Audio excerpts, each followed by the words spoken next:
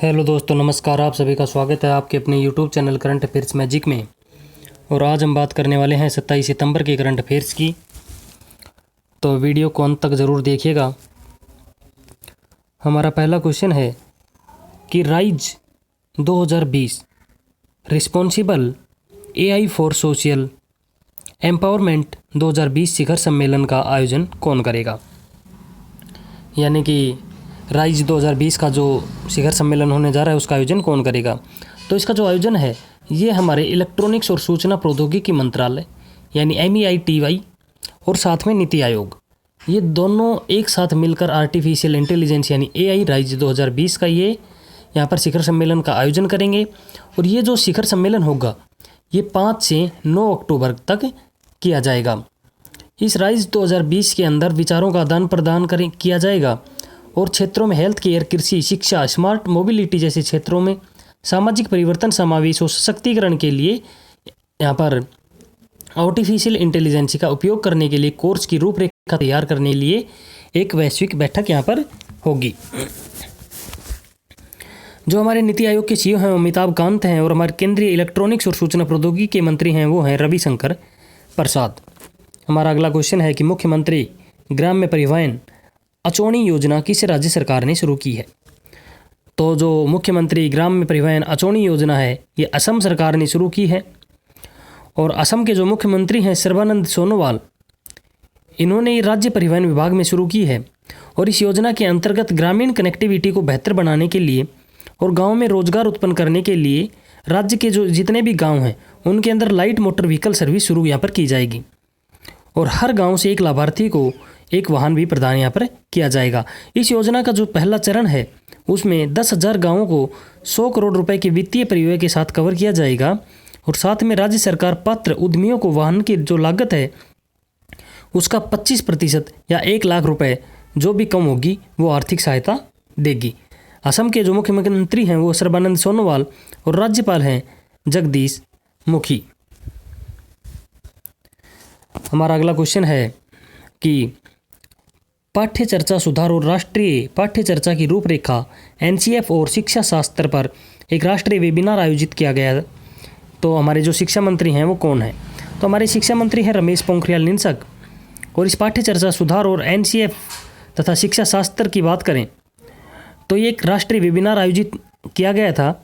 और इस वेबिनार का आयोजन है वो नई शिक्षा नीति NEP 2020 की मुख्य विशेषताओं को उजागर करने के लिए किया गया था। इस सत्र के लिए लक्षित लाभार्थी समूह थे, प्री स्कूल थे, लोअर प्राइमरी शिक्षक थे, स्कूलों के अध्यक्ष थे, माता पिता और सभी राज्य केंद्र शासित प्रदेश के शिक्षा विभाग और शिक्षकों को सम्मानित करने के लिए और नई शिक्षा नीति 2020 को आगे बढ़ाने के लिए एक अभियान यानी शिक्षक पर्व के रूप में चलाया जा रहा है जो 8 सितंबर से 25 सितंबर तक चलाया गया। उसी का ये एक हिस्सा था। हमारा अगला क्वेश्चन है कि संपर्क रहित डेबिट कार्ड सुविधा सेफ पे किस बैंक ने शुरू की है। तो जो सेफ पे सुविधा है यह शुरू की है IDFC फर्स्ट बैंक ने। IDFC फर्स्ट बैंक के द्वारा यह शुरू की गई है।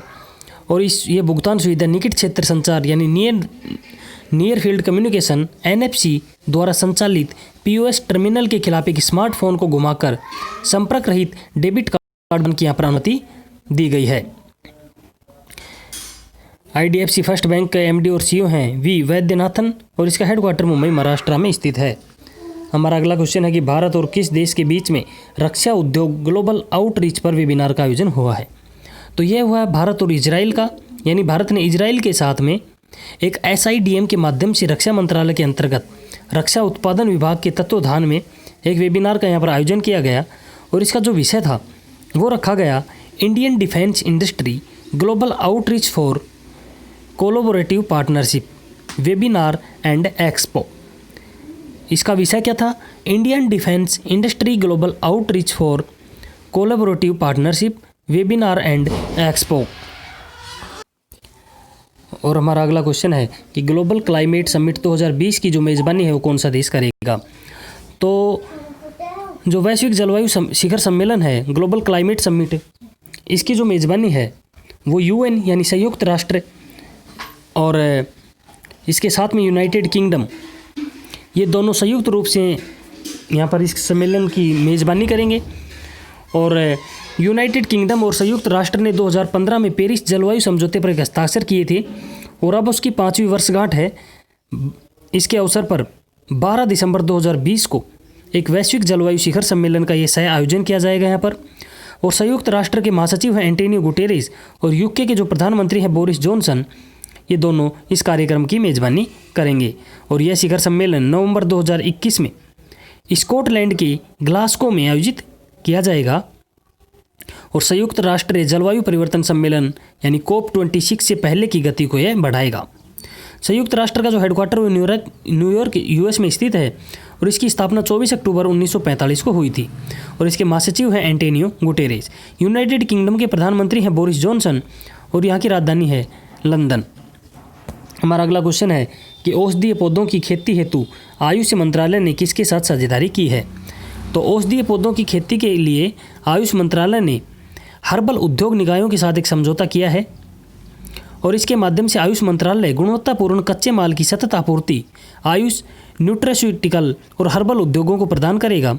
और उद्योगों ने NMPB यानी राष्ट्रीय उद्योग पौधे बोर्ड को आश्वासन दिया है कि राष्ट्रीय औषधीय पौधा बोर्ड समर्थित औषधीय पौधों की खेती और संग्रह कार्यक्रम पर किसान और संग्रहकर्ताओं को बायबैक गारंटी प्रदान करता है। अब जो उद्योग निकाय हैं उनकी बात करें कि कौन कौन से उद्योग निकाय हैं इसमें, तो इसमें है ADMA यानी Ayurvedic drug manufacturers association Mumbai, AMAM Ayurvedic दवाओं के निर्माण के लिए एक एसोसिएशन है, ये नई दिल्ली में स्थित है।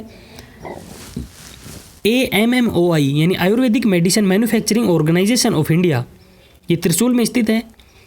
AHNMI यानी association for herbal and nutraceutical manufacturers of India, ये मुंबई में स्थित है। FICCI यानी फिक्की, ये फेडरेशन ऑफ इंडियन इंडस्ट्रीज है, ये नई दिल्ली में स्थित है। और साथ में CII जो भारतीय उद्योग परिसंघ है, ये भी नई दिल्ली में स्थित है। ये सभी इसमें शामिल होंगे। और जो हमारे आयुर्वेद, योग और प्राकृतिक चिकित्सा, यूनानी सिद्ध और होम्योपैथिक आयुष राज्य मंत्रालय हैं, वो श्रीपाद येसो नाइक हैं। हमारा अगला क्वेश्चन है कि सोमालिया के नए प्रधानमंत्री कौन बने हैं। तो सोमालिया के नए प्रधानमंत्री बने हैं मोहम्मद हुसैन रोबल और इन्होंने स्थान लिया है हसन अली खैरे का। और यहाँ के जो राष्ट्रपति हैं मोहम्मद अब्दुल्लाही मोहम्मद, इन्होंने मोहम्मद हुसैन रोबेल को नए प्रधानमंत्री के रूप में नियुक्त किया है। सोमालिया की राजधानी है मोगादिशु और यहाँ की मुद्रा है सोमाली शिलिंग। हमारा अगला क्वेश्चन है कि EESL के नए प्रबंधक निदेशक कौन बने हैं।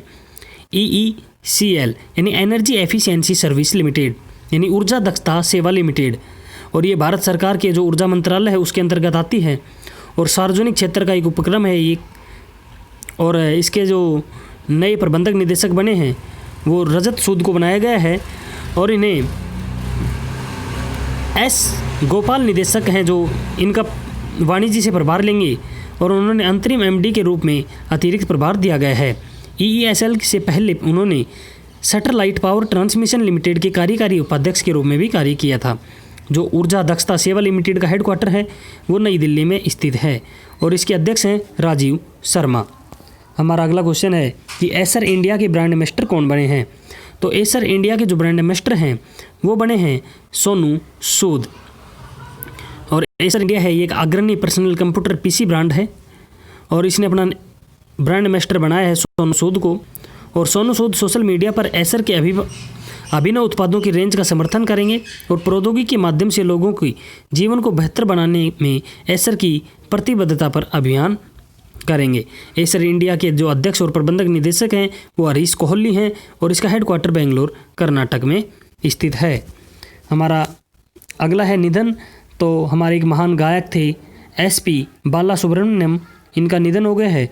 उन्होंने 1966 में तेलुगु फिल्म श्री श्री श्री मरियाडा रमन्ना ने से अपना गायन शुरू किया था और उन्होंने तेलुगु, तमिल, मलयालम, कन्नड़ा और हिंदी सहित 16 भाषाओं में 40,000 से अधिक गाने गाए हैं। SP बालासुब्रमण्यम ने शंकर भरणम के लिए अपना पहला राष्ट्रीय पुरस्कार जीता। दूसरी बार उन्होंने अपने पहले हिंदी गीत तेरे मेरे बीच में फिल्म एक दूजे के लिए राष्ट्रीय पुरस्कार उन्होंने जीता। तो धन्यवाद दोस्तों, आज के लिए इतना ही। मिलते हैं नई वीडियो में नई अपडेट के साथ। तब तक पढ़ते रहिए, बढ़ते रहिए और आपके अपने YouTube channel current affairs magic को सब्सक्राइब करना ना भूलें। धन्यवाद।